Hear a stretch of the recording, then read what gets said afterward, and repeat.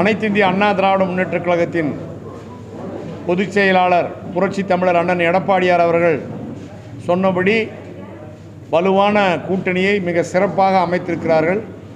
தமிழக மக்கள் அனைவரும் இப்பொழுது மகிழ்ச்சியாக இருக்கிறார்கள். மகிழ்ச்சி கடலிலே தமிழக மக்கள் திளைத்து கொண்டிருக்கிறார்கள். காரணம், நடைபெற்று கொண்டிருக்கிற விடியா ஊழல் திமுக ஆட்சியை எப்போது வீட்டுக்கு போகும் என்று தமிழக மக்களுடைய கனவு நினைவாக போகிறது. அதற்கு அடிப்படையாக அனைத்து இந்திய அண்ணா திராவிட முன்னேற்றக் கழகத்தினுடைய தலைமையிலே பாரதிய ஜனதா கட்சியோடு அமைத்திருக்கிற கூட்டணி மாபெரும் வெற்றியை எதிர்காலத்திலே பெறும். இன்னும் வலுவான கூட்டணி மேலும் அமைவதற்கு புரட்சி தமிழர் பொதுச் செயலாளர் சிறப்பான ஏற்பாடுகள் செய்து கொண்டிருக்கிறார்கள்.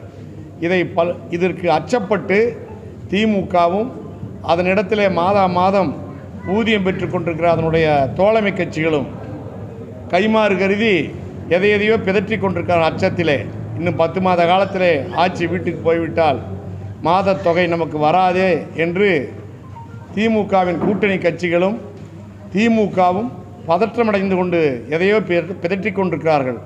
அண்ணா திமுக கூட்டணி அமைப்பதை பற்றி விமர்சிப்பதற்கு இவர்களுக்கு என்ன யோகிதை இருக்கிறது?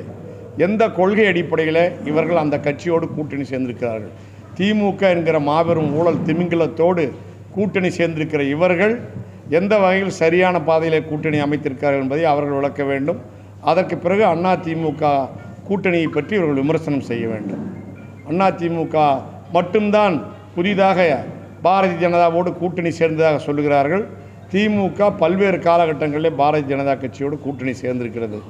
ஆகவே அண்ணா திமுக விமர்சனம் செய்கின்ற யோகிதை அருகதை எந்த கட்சிகளுக்கும் கிடையாது. அவரவர்கள் கட்சியை பார்க்க வேண்டும், அவரவர்கள் பயணத்தை தொடர வேண்டும். இப்போ உளவுத்துறை திமுகவுக்கு வரும் தேர்தலில் பெண்கள் ஆதரவு கம்மியாக தான் இருக்குன்னு ஒரு ரிப்போர்ட் கொடுத்துருக்காங்க. திமுகவுக்கு எப்படிங்க பெண்கள் ஆதரவு இருக்குது? விலைவாசி ஏற்ற என்ன? எத்தனை வகையான பொருட்கள் என்னென்ன விலை ஏறி இருக்கிறது சொல்லுங்கள் பார்க்கலாம். எந்த வீட்லையாவது நிம்மதியாக சாப்பிடக்கூடிய அளவுக்கு இன்றைக்கி விலைவாசி இருக்கா? 1200 ரூபாய்க்கு விற்ற ஒரு பை அரிசி இன்றைக்கி 25 கிலோ அரிசி இன்றைக்கி 2500 ரூபா. ஒவ்வொரு பொருளும் உப்பிலிருந்து எல்லா பொருட்களும் சமையலுக்கு பயன்படுத்துகிற அனைத்து மளிகை பொருட்களும் 2 மடங்கு 3 மடங்கு விலை ஏறி மக்கள் எல்லாம் விலைவாசி ஏற்றத்தால் ரொம்ப கஷ்டப்பட்டு கொண்டிருக்கார்கள். கரண்ட் பில் ரூபாய்க்குல கூட, வீட்டு வாடகை கூட, தண்ணி வரி கூட, பல வகையான வரிகள் கூடி தமிழக மக்கள் நசுங்கி போயிருக்கிறார்கள். குறிப்பாக பொன்முடியினுடைய பேச்சை கேட்டு தமிழக தாய்மார்கள் திகிலடைந்து போயிருக்கிறார்கள்.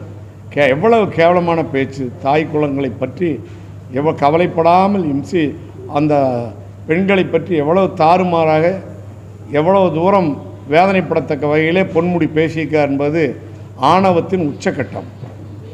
ஆனால் இது முதல் முறை இல்லை, இதுக்கு முன்னாடியே 2-3 தடவை பல முறை பேசியிருக்கிறாரு. ஸ்டாலின் அதை வேடிக்கை பார்த்து கொண்டிருக்கார். காரணம், வக்கர புத்தி. மந்திரி சபையிலிருந்து ஸ்டாலினுக்கு உண்மையிலேயே தைரியம் இருந்தால் பொன்முடியை டிஸ்மிஸ் செய்திருக்க வேண்டும். இந்நேரம் டிஸ்மிஸ் செய்திருக்க வேண்டும். செய்யாதது திமுகவினுடைய கையாளாகத்தனம். எங்கே பார்த்தாலும் கொலை, கொள்ளை, கற்பழிப்பு, கட்ட பஞ்சாயத்து, ஏகப்பட்ட வன்முறை சம்பவங்கள் இப்படி எங்கே பார்த்தாலும் நடந்து கொண்டே இருக்கிறது. காவல்துறைக்கே தமிழகத்தில் பாதுகாப்பில்லை, நீதித்துறைக்கு பாதுகாப்பில்லை. ஒரு சட்டம் ஒழுங்கு சீர்கெட்டு போன மிக மோசமான ஆட்சி தமிழகத்தில் நடைபெற்று கொண்டிருக்கிறது. இதற்கெல்லாம் ஒரே தீர்வு, விரைவில் தமிழகத்தில் அம்மா ஆட்சியை எடப்பாடியார் அமைப்பார். செய்திகளை உடனுக்குடனும் துல்லியமாகவும் தெரிந்து கொள்ள சப்ஸ்கிரைப் பண்ணுங்க.